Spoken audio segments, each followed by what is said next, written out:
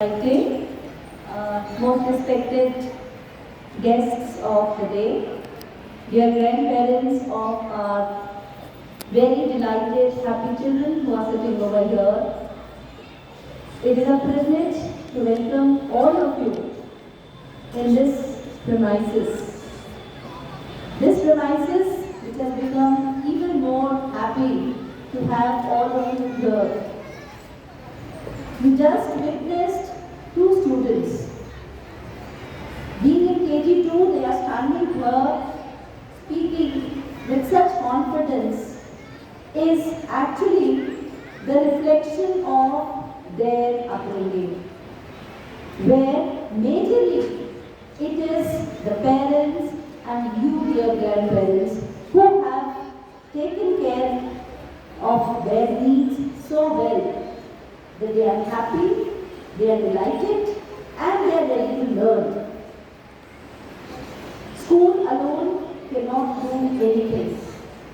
It is the support of the parents, the partnership of the family that helps us groom our children in the all-round, overall, happy and an accomplished personality. Dear grandparents, I'm too young to advise you. However, I would like to share that the biggest challenge the school is facing is the students these days, they find themselves too much under pressure. They find themselves, even being a part of a big family, they find themselves as if nobody is around them. So they are feeling alone. Maybe today the child who is in KG2, KG1, class 1, 2 may not be realizing so much, not so many. But believe me, even at this age, they start searching for somebody to whom they can confide, to whom they can go and share their concerns. Who else in the family can be that soul whom the child can go and confide except you? Dear grandparents, our children look forward to have somebody who can give time to them, who can give all the love to them. And you are those blessed souls of God who have in your heart full of love, who have that wisdom to guide all of us. These young children, they need your time, they need your love, they need your precious advice. Please see that at this juncture of life, when even a class KG child is struggling, is having some or the other concerns, the child must be made to understand that beta, we are there with you. Come what may, whatever, even if you have done anything wrong, trust that we are here to support you, to help you. So this kind of trust, if you are able to establish in the family, and also if this attitude you can develop in your children, so that they can also pass on the same to their children, that will help us have a very, very healthy grooming of our children. Somewhere, as I said, that I would like to share a challenge which all the schools are facing is the trauma, is the the hijacking of the childhood of our children by lot of distractions that is around them. And dear grandparents, you can shield your child. You are there to protect them. You are there to help them gain that confidence. We as schools always try to inculcate this value of the family relations. And our children, and the celebration of this day is an example of it. That we value that the family the love and the respect that has to be nurtured starts from the school for the family. So we leave no opportunity wherein we can guide our children. At the same time, at home also, see that how you can provide them your time, your precious wisdom, you can help them grow. This is all what I have to urge. I only see blessings from Lord to give you all very good health, to keep you happy. And believe it or not, but all of you sitting here are really the blessed ones that you can see your grandchildren around you who are happily smiling, ready, available to call you Dada, Dadi, Nana, Nani. Not many are blessed. So I think this gratitude to Lord will, if you give, will pass on to your children also. And lastly, again, I would like to say that as far as possible, see that you build a very positive attitude and approach towards life amongst these young children. There is a lot of negativity around on which we have no control. But you can stay a strong pillar of positivity and strength in your family. And you need to nurture this positivity, not just in your grandchildren, but your children and all those whom you come across. Because I think this is the most valuable aspect of the Indian culture, which has made this country reach or be what it is today. The value of our family relationships, the value of our elders, and you have this onus now, how you can pass it on to your younger generation. We are all here to follow you, we are all here to pray for your well-being. Thank you so much.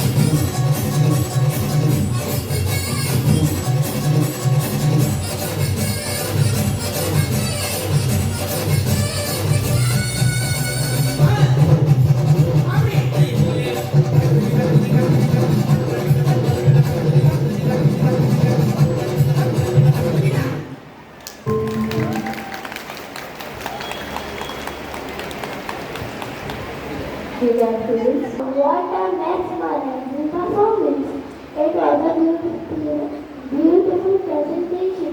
My name is Dhananjay Cheryl Dubey from class KG2C. Dear grandparents, you are very special to us. With your love and kindness, wisdom and pride, you are always there with us to guide. We love you, respect you, and admire you very much. Now, I invite my friend Tala to talk about the precious bond which she shares with her grandparents.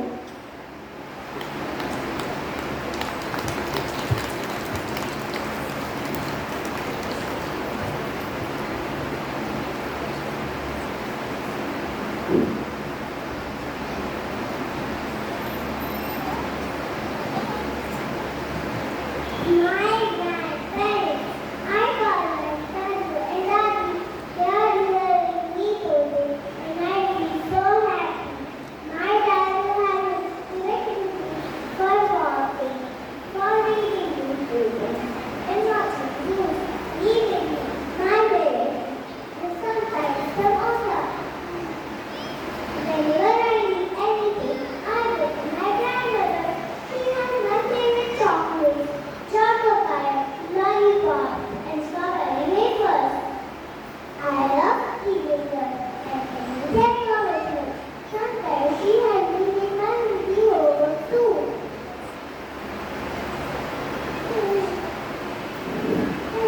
Then I learn a new song and poem. I show it to them.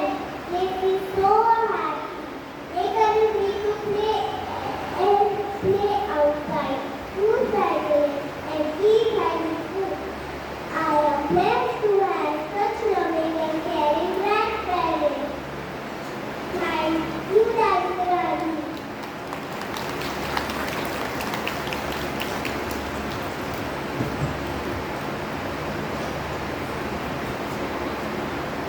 That was awesome, my dear friend. Thank you very much. I am Samaya Fatma from class KG2C. Laughter is the best medicine that spices up our lives. Nothing works faster than a good laugh to relax our body and mind. So when cleaning our hearts, we present a wonderful cake before you. Enjoy a funny conversation between grandparents and their grandchildren, where the grandma is trying to acquaint herself with the modern day needs. मैं भूल गई हूँ, उसे please मुझे email करवा दो। बेटा पीहू, मैं तो ऑफिस आ गई हूँ, तुम प्लीज घर पर फोन कर लो।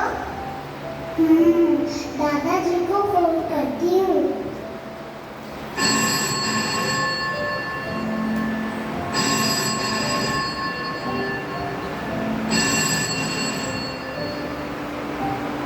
हेलो कौन?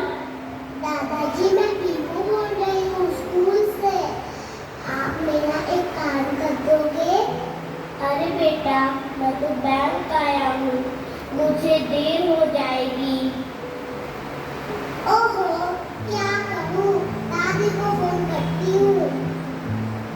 मेरी प्यारी बूटी, मेरी हरी बूटी, मेरी प्यारी बूटी, मेरी हरी बूटी।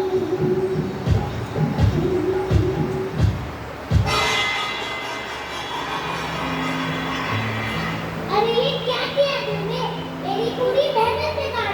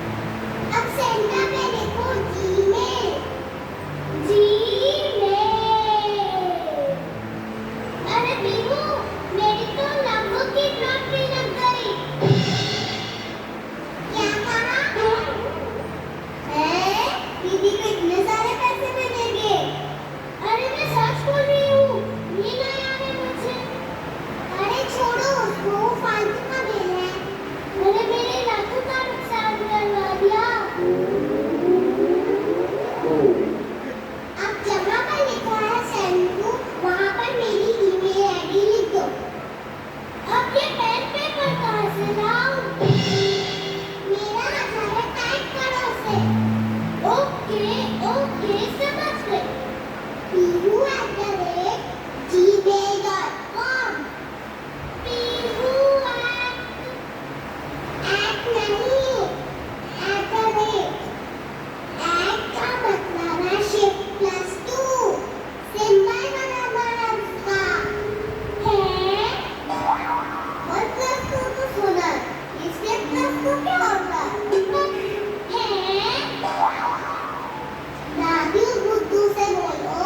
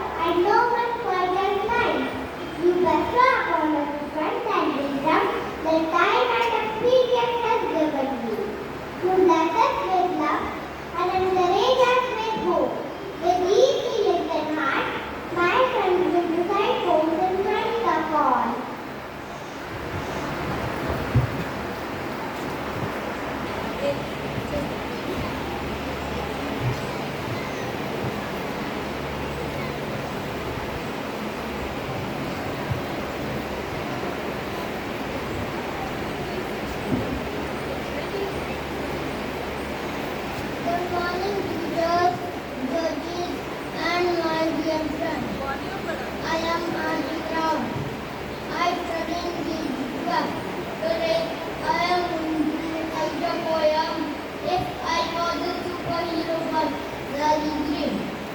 If I was a superhero, I would definitely fly on the touch with birds in the sky.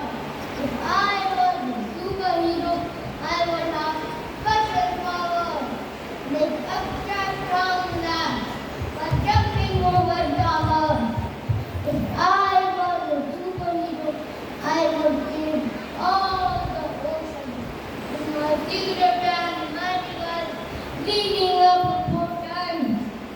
If I was a superhero, I am save all the trees and the mountains and the rivers and the birds and the bees.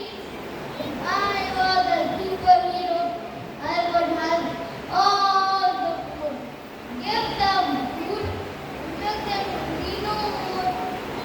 If I was a superhero, I would surely really the world would never again because of me.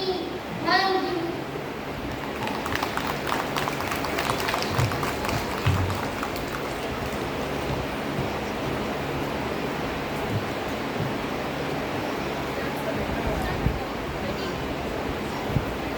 आदरणीय सभासद एवं मेरे प्यारे मित्रों, सुप्रभात। मेरा नाम है देवांश यादव। मैं कक्षा की हिंदू में पढ़ता हूँ। आज मैं आपके सामने सुंदर कविता प्रस्तुत करने जा रहा हूँ। इसका शीर्षक है मेरा बाल गंगाधर। ये कवि है श्री विनोद पांडे। अपनी कविता शुरू करता हूँ। मेरा बाल गंगाधर तुमको सच हाथ प्रणाम मारा, पराधीनता के केवल हमने बंदी थी भारत माता। तुमने तन मन धन अर्पित कर देश प्रेम से जोड़ा नाता। स्वतंत्रता का जन्म से दिया यही जन्नत से न्यारा। मेरा बाल गंगाधर तुमको सच हाथ प्रणाम मारा। आजाद के घोर युग में बने विचारधारानी लड़े ने अत्याचारों से हार नहीं जीवन में मारी। सुन सबने क्रांति कदम से त्याग उठा था भारत सारा। तेरा बाल गंगाधर तुमको सच्चा प्रणाम हमारा। तुमने रीता का रहस्य भी बड़ी सभा से समझाया। मिटा अधिकार को नवल ज्ञान का दीप जलाया। युग युग कर सारी दुनिया में हमारा होगा नाम हमारा। तेरा बाल गंगाधर तुमको सच्चा प्रणाम हमारा।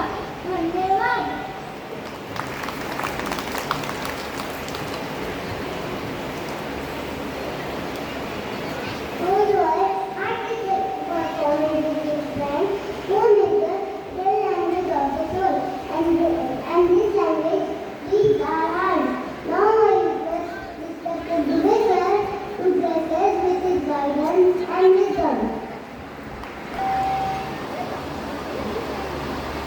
And my young friends, आज का दिन सचमुच बहुत ही अद्भुत है। प्रोग्राम तो बहुत होते हैं यहाँ, बहुत अच्छे अच्छे स्टैंडर्ड के प्रोग्राम होते हैं, लेकिन आज जो इन बच्चों ने किया वो सच में बहुत ही प्रशंसनीय है। मैं चाहूँगा आप सब लोग एक बार इन बच्चों के लिए टीचर्स के लिए जिन्होंने सच में इतनी एफर्ट्स करी।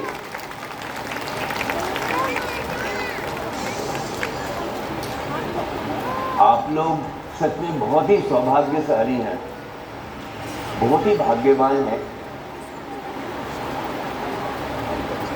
आपसे ज्यादा भाग्यवान वो बच्चे हैं कि आप लोग साथ में। कितने बच्चे हैं जिनको अपने ग्रैंड पेरेंट्स, अपने दादा दादी, नाना नानी का साथ मिलता है? कितने हैं? तो वो बच्चे सच में बहुत भाग्यवान हैं और आप भी बहुत भाग्यवान हैं कि आप बच्चों के साथ रह रहे हैं।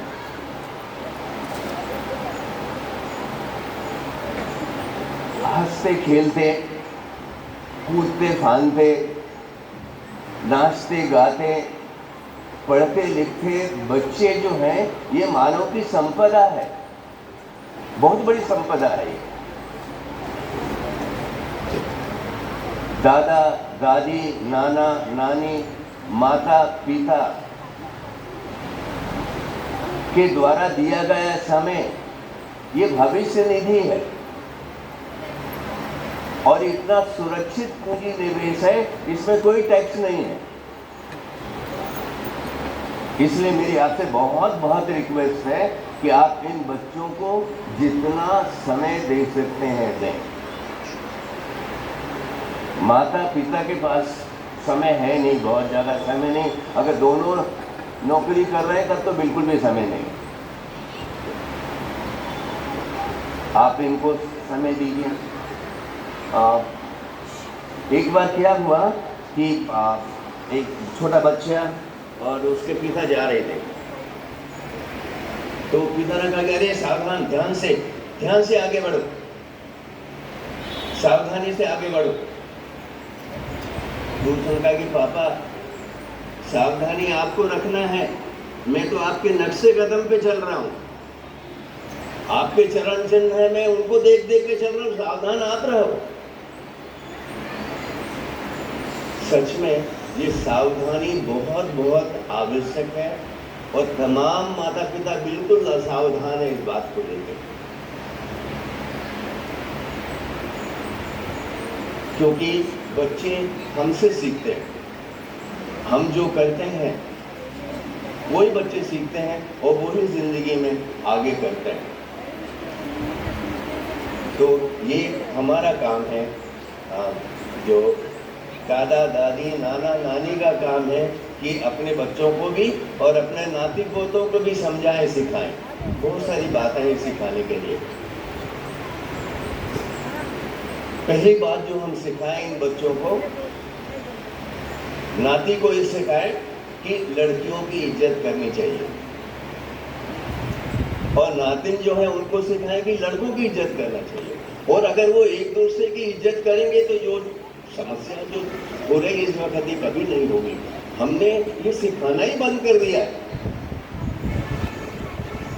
मुझे याद है मेरी जो दादी थी वो बार बार कहती थी, अगर मैं किसी लड़की से अगर ठीक से बात नहीं करता था तो वो कहती नहीं बहुत खराब बात है, आपको रिस्पेक्ट से बात करना चाहिए। तो ये बात सिखाना ये बहुत जरूरी है। ये समय की बहुत बड़ी मांग है कि हमारा, और इतनी छोटी उम्र से अगर हम सिखाएंगे तो आगे वो कभी गड़बड़ी नहीं करेगा और न किसी को गड़बड़ी करने देगा। कहानी सुनाने का बच्चों को बहुत बड़ा फायदा है। इजराइल में एक रिसर्च हुई है जिसमें उन्होंने बताया कि कहानी सुनाने से हमारा ब्रेन के 2 सेंटर्स एक्टिवेट होते हैं। एक है हिप्पोकैम्पस और दूसरा है एडिगमास। ये दोनों ही, और हिप्पोकैम्पस के एक्टिवेट होने से बच्चे की मेमोरी बेटर होती है। एडिगमास एक्टिवेट होने से बच्चा इमोशनली इंटेलिजेंस होता है, उसका ईक्यू बढ़ता है। बच्चा डिसीजन मेकिंग बहुत अच्छे से डिसीजन ले पाएगा, बच्चे की क्लैरिटी ऑफ थॉट होगी। इसलिए प्लीज कहानियां सुनाते रहें। कहानियां सुनाएंगे तो आपसे बॉन्डिंग भी बढ़ेगी। जैसे समय होगा तो बोलेगा नानी हमें कहानी सुनाओ, दादी हमें कहानी सुनाओ, आपने कल सुनाई थी ना, बस वैसे ही सुंदर से अच्छी सी कहानी सुनाइए। कहानी बहुत बहुत जरूरी है। ये आज हिंदी दिवस है और हम लोगों ने बच्चों को हिंदी से बहुत दूर कर दिया है और इसका बहुत बड़ा हम लोग भुगत रहे हैं ये हिंदी से दूर कर रहे हैं कारण। क्योंकि याद रखें एक बात, दुनिया की सारा ज्ञान जो है उसका अनुवाद हो सकता है, लेकिन क्या हमारी संस्कृति का अनुवाद हो सकता है? क्या ये संभव है कि हमारी संस्कृति का अनुवाद हो जाए? क्या ये संभव है कि दादी जो है अपने बच्चों से जो बातचीत कर रही है उसकी मिठास जो है उस मिठास का अनुवाद हो जाए? कौन सी भाषा का अनुवाद हो सकता है? और ये मिठास सिर्फ मातृभाषा में है। अगर आप मराठी हैं तो मराठी, आप हिंदी हैं तो हिंदी, आप तमिल हैं तो तमिल। बच्चों से जरूर बात करें। सबसे महत्वपूर्ण बात है कि बच्चों को अपनी मातृभाषा, 4 भाषा 5 भाषा 10 भाषा है बहुत अच्छी बात, लेकिन अपनी मातृभाषा बच्चों को जरूर आना चाहिए। तो बहुत जरूरी, बहुत इम्पोर्टेंट है। आप लोग ध्यान रखें, अपने बच्चों को भी समझाएं, बच्चों के माता पिता को समझाएं कि इनको मातृभाषा जरूर होना चाहिए और मातृभाषा सिखाने की जिम्मेदारी आप लोग ले लें।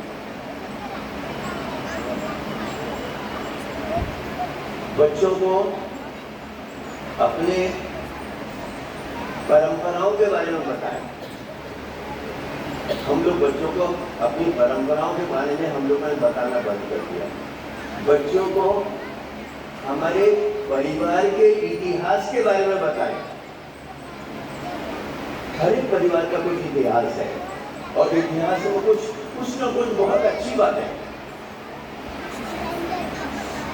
बच्चों को जानना चाहिए, जो उनका अधिकार है वो जाने कि हम इस परिवार को बिलोंग करते हैं and I am proud of it. मुझे गर्व है इस बात का कि मैं जो है इस परिवार का हूं, मैं इस गांव का हूं। हम धीरे धीरे करके इससे बहुत दूर हट गए हैं और बच्चों को जिन चीजों के ऊपर गर्व होना चाहिए अब उसके ऊपर गर्व नहीं होता है। जिन चीजों पे नहीं होना चाहिए उनके ऊपर गर्व, ये थोड़ा सा हमारी जिम्मेवारी है। हम लोगों के अंदर समझ है, हम उसका समझ का उपयोग करें। और एक और बात मैं कहूँगा आपसे कि जब किसी भी तरह की प्रतियोगिता होती है, चाहे खेल की हो, चाहे एकेडमिक मतलब डिबेट हो या कुछ भी हो, तो उसमें उसके परिणाम क्या होते हैं? जीतते हैं या हारते हैं, यही है ना। 2 ही परिणाम होते हैं, या तो बच्चा जीतता है या हारता है। आज से कोशिश करें कि बच्चे को बताएं कि बेटा या तो आप जीतते हैं या आप सीखते हैं, हारते कभी नहीं। या सिर्फ तुम आप जीतते हो या सीखते हो, कि हारोगे तो सीखोगे। तो हार शब्द बच्चे की डिक्शनरी से निकाल दें। बच्चा हारता कभी भी नहीं। हम भी कभी नहीं हारते, हमको कह दिया कि हारते हैं। हम हार से सीखते हैं। बच्चा भी हर हार से सीखे, ये बहुत इंपॉर्टेंट है। उसको आदत डाल दें कि हर हार से सीखे। हर एक बात सोचे तो मैं क्यों हारा, कहाँ गलती हो गई, क्या परिवर्तन करूं अपने अंदर। ये बात सिखाना, ये जो है हमारा काम है। मेरे ख्याल से आज के लिए काफी है। Thank you. Thank you so much, sir. I am Bhumika Mohta from class KG. From early in the morning until I go to sleep each day, I know my grandparents love me in a very special way. So to make the day special, let's listen to a social rendition.